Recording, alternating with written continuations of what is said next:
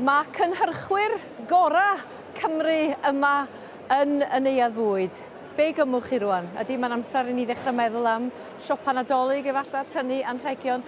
Mae yna amrywiaeth, yr amrywiaeth arferol yma yn y Neuadd Fwyd. Mae yna rhyw 70 o stondina yma i gyd eleni. Mae gennych chi hufen iâ a chrempoga. Mae gennych ni bob math o bethau sawrus yma yna, selsig, seidr, y cyddi.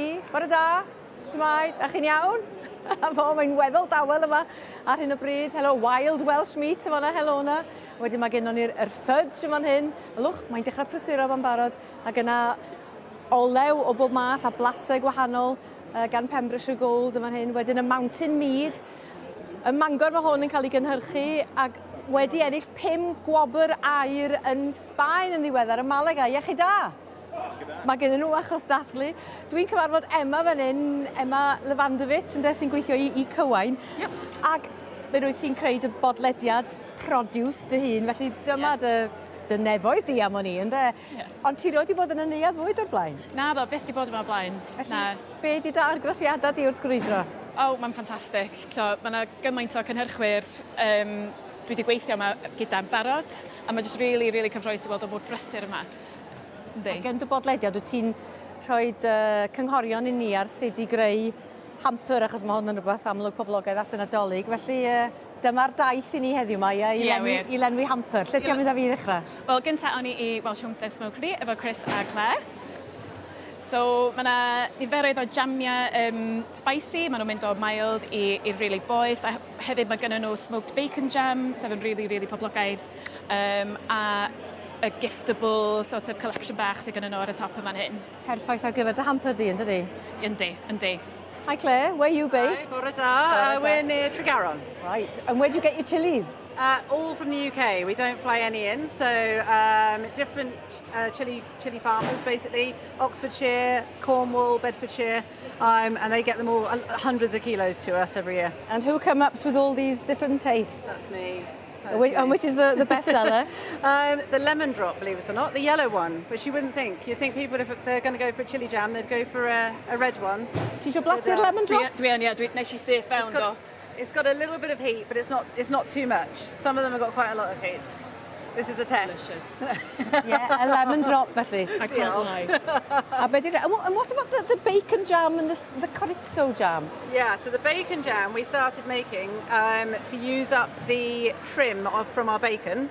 Yeah. And now we sell so much bacon jam, we make a lot of bacon just to make the bacon jam. So that's just launched into Ocado, so if anyone gets Ocado deliveries, look for that and the lemon drop one on Ocado. Arferchog. Hey Claire, I hope you have a good fair. Oh, diolch yn fawr. Perffaith ar gyfer yr hamper, os gael dweud yma. Yndi. A digon o ddewis hefyd ynddo? Yndi, ar gyfer cig, diwrnod wedyn ar ôl diwrnod Nadolig, mae hwnna jyst yn ffantastig i roi cic bach. Yndi. So, be nesa? Chydig o sychad wan, cos da ni wedi cael llwyth o chili. So awn ni at Coffi Dre, Ceirwyn a Hayden, yn fan hyn. Ac oedden nhw yn y sioe yn yr ha. Helo Ceirwyn. Sut wyt ti? Ti'n iawn? Iawn, diolch yn fawr, sydd chi? Yn y ffair ea am y tro cynta? Yn y ffair ea am y tro cynta, ie. Oedden ni yn y sioe fawr am y tro cynta eleni a wedyn ni yn y ffair ea am y tro cynta. Mae Emma fan hyn yn dipyn o fan ohonoch chi. Wel, y Coffi Dre felly. Wel, dwi'n diolchu hynny. Dwi'n gael coffis bob tro dwi'n gweld nhw'n rhywle, like beeline towards Coffi Dre. Y ffefryn fi ydy y Segontiwm, achos dwi'n efo gormod o coffi, a mae hwn yn decaf really da. So am lot o actual decaf really da ar gael, so mae hwn yn staple. Mae'r decaf wedi cael ei decaffeneitio efo dŵr mynydd sy'n specific i Mexico. Felly does ddim cemegion yn cael ei ddefnyddio i decaffeneitio fo, so mae'n cadw'r glas gwreiddiol o coffi. Mae'r brandio'n drawiadol iawn, a dyma rhan o be wyt ti'n neud, ynddo? Yndi. Dwi'n dod o Gaernarfon, mae Ceirwyn hefyd yn gael ei sefydlu busnes yn Gaernarfon, a mae'r lluniau yma i gyd yn really sort of, mae'n emotional tug i fi.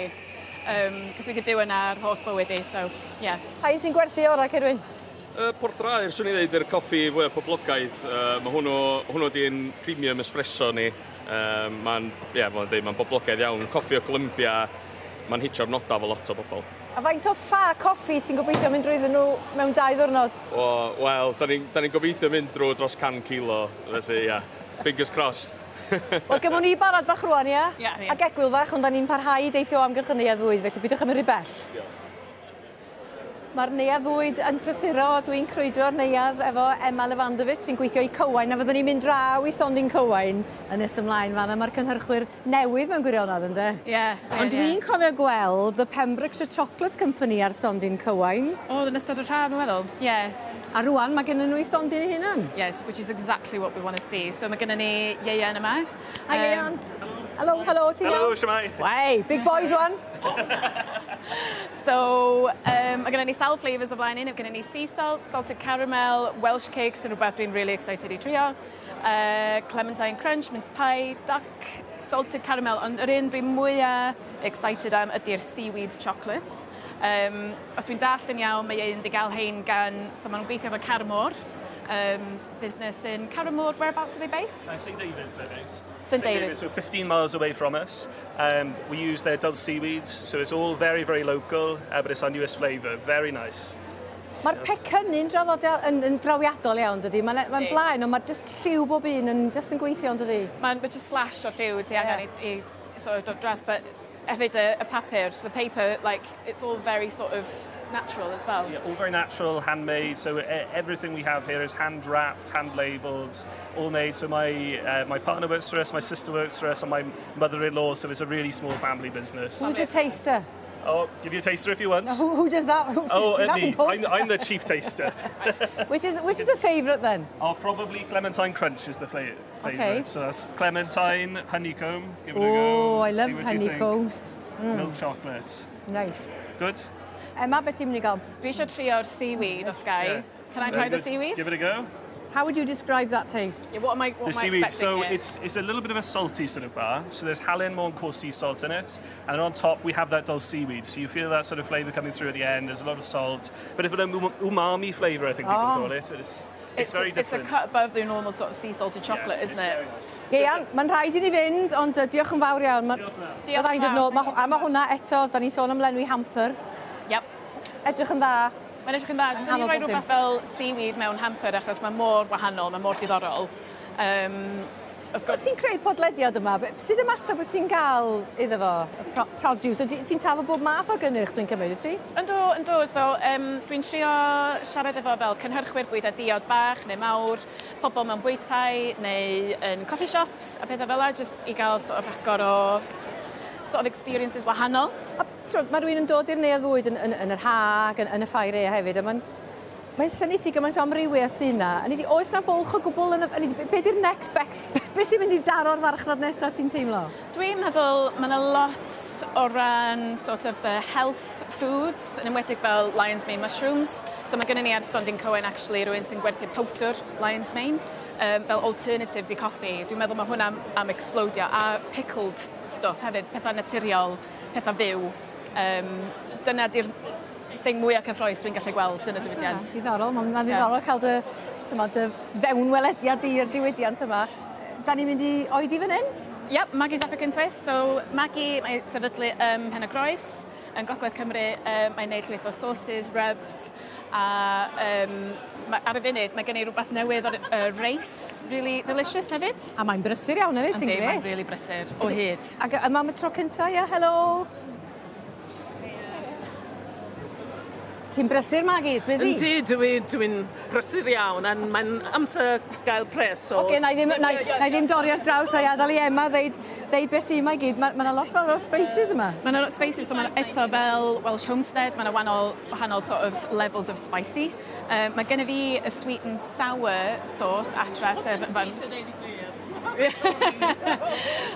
o sweet and hot lawr fanna, a wedyn maen nhw really delicious i sort of, gewch chi marinade o fwyd mewn nhw, gewch chi ar yr ochr efo sort of chips and dips, so mae just yn really, beth i'r gair, so an all-rounder, perffaith i hamper.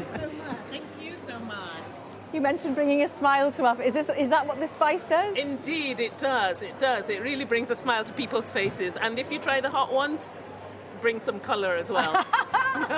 Which one would you recommend? I mean, where does one start? Well, okay, so jollof spice, which is our new one, is quintessential African, quintessential South African, West African. We fight wars over jollof rice, so now we've made the jollof spice. So that is the one that I'm recommending today. But our customer's favorite is Jamaican curry. Which one's that? So it's right here. And you might wonder at Jamaican curry, but in Nigeria where I grew up, we like Jamaican curries which are fruity as opposed to Indian curries which you find in the shops here. Lovely. You've got rice as well. What's so special? I do. So it's from Malawi. It's called Malawi Kilombero rice. And it's the most fairly traded rice sold in the UK. But I love it because it's tasty. Sometimes I eat it on its own. It tastes like they've added butter to it without any butter. So yeah, it's great. Delicious. Ac mae un peth sy'n haro fi, mae yna gwstad yma. What's this? Mae yna cwstad. Dwi'n cwstad arferol. Yeah, this is custard for the hair. Custard for the hair. Yes. Is it good? It is really good. So the reason I sell it is because my hair was breaking and I developed this, and I've never had hair this long. This is my natural hair. I've never had hair this long, but it stopped the breaking. It really conditions the hair and it encourages growth. So it's a sweet treat for the hair. Oh, hyfryd. Fatha leave-in, gadlo mewn, ie? Leave-in, yeah. Ydy o'n blasus hefyd? Dwi ddim di trio. So, dwi'n gwybod, but it's really good. But it only likes curly hair. Oh, I got it. It doesn't mean just my type. If No, your no. hair's curly, it'll love it. Put it Your in. hair's straight, no. No, it'll Dwi'n cwstod i si felly. Ie. Maggie, gobeithio gyd i ddwrnod da. Diolch am y sgwrs. Diolch yn fawr iawn. A diolch i ti dda am y tro. Croeso. Da ni'n mynd nôl i Cywain nes ymlaen. Edrych Ymlaen i weld pwy sy'n ar stondin Cywain heddiw. Edrych ymlaen i croesawu chi nôl. Brilliant. Diolch, Maggie. Rhaglen Fwyd a Diod Cymru, Llywodraeth Cymru ydi Cywain, a mae'r gornel yma yn Neuadd Fwyd yn rhoi cyfle i gwmnïau llai profiadol i arddangos i nhw. Ti'n gweithio i Cywain, da ni wedi bod am dro amgylch y Neuadd Fwyd. Ond beth yw'r pleser ti'n gael o weithio efo'r cwmnïau yma sydd yn arbrofi mewn gwirionedd? Wel, so dwi'n gweithio i'r tîm marchnata dylunio, felly dwi'n cael siarad efo'r cynhyrchwyr lot a gwneud o pethau ar social media. So mae'n mae'n pleser mawr i gweld y cwmni yma yn tyfu ac yn ffynnu yn y diwydiant Fwyd a Diod. A mae hwn yn llwyfan gwych yn dydi. Pwy sydd yn arddangos i cynnyrch heddiw? Floff? Floff, ie, mae gennym ni floff vanilla vodka heddiw. So y cwmni ei hun, maen nhw wedi ennill llwyth o wopra am eu spirits nhw. Floff vodka di rhywbeth newydd maen nhw'n treialu fan hyn yn y sioe. A dwi ddim am cymryd shots. Na, neu fyddi di'n flofft. Ie, yn union. O Borth Cawl, ie? Borth Cawl, ie. Mae'n brysur fan hyn. Ti'n sôn bod sawsia a rybs ma'n boblogaidd, a dyma beth sydd yma, de? Mae sawsia a rybs yma nhw yn, achos weithiau mae pobl maen nhw'n cyrraedd etra as little effort as possible. Maen nhw'n gallu grapio rhyw sauces neu rybs, just i sort of creu bwyd really flasus. Wel, mae Kate Ellis yn yma sy'n bwysig efo'r Sir Nawdd Gaernarfon. Da chi wedi bod yn trio mae'r camera tu nôl i chi ddara, Kate, sylwch. A fo. Da chi mor brysur o'n i'n meddwl sy'n gennych chi amser i siopa? Wedyn ni'n mynd o gwmpas bore yma i gael gweld be welwn ni a dod yn ôl i siopa heno de. Da fo. A dwi newydd dysto. Ar un? Y smash cow sauce. O, mae fe fendigedig. Ydi o? O, mae o fendigedig. Smash cow sauce, ti wedi trio hwn? Do, dwi wedi, ond dwi eisiau trio nhw eto. Maen nhw'n ardderchog yn dyn. Dda, de. Mae blas mwy yn y fe. Reit. Smash cow sauce amdani te? Ie. Ie? Ie, wir. Na fo, rhywbeth arall ti eisiau dweud am y stondin yma? Wel, maen nhw wedi sefydlu yn Llanrug, yn Gogledd Cymru, busnes eitha newydd fit.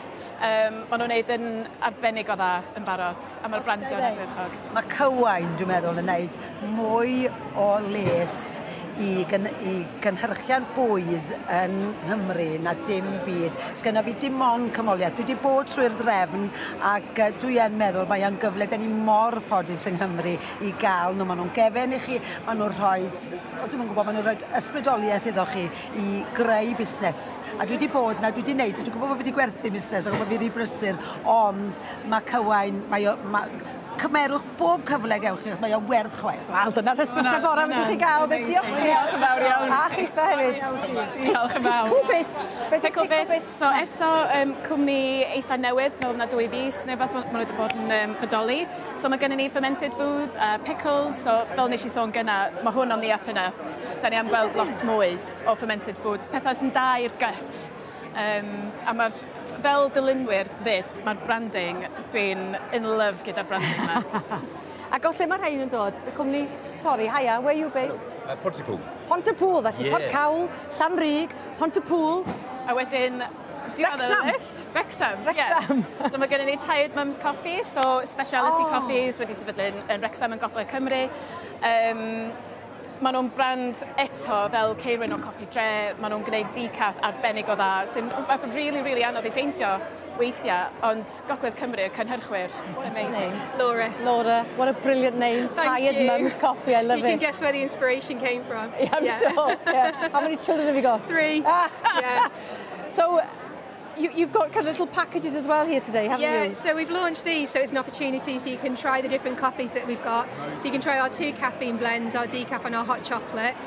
Nice gifting idea, or if you just want to explore and see which ones you like. I drink decaf and I like the name on this Do one. you? Yeah. Are you sure? I'm This is definitely decaf? sure, yeah. So why But have you just called ta- it this? We just found that a lot of coffees that were decaf didn't taste that great. They were maybe a bit wishy-washy, but that really tastes like proper coffee, a real treat. So that was the idea behind it.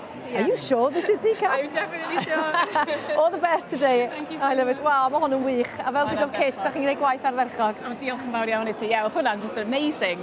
Totally unprompted. O, mi oedd o Yeah. dweud, oedd. Nes fi llawn dyn ni, a ti'n di bod yn Yeah. Neuadd Fwyd o'r blaen, felly Na, beth ti'n ma- meddwl o'r lle yma? Mae just yn amazing, mae'n anhygoel.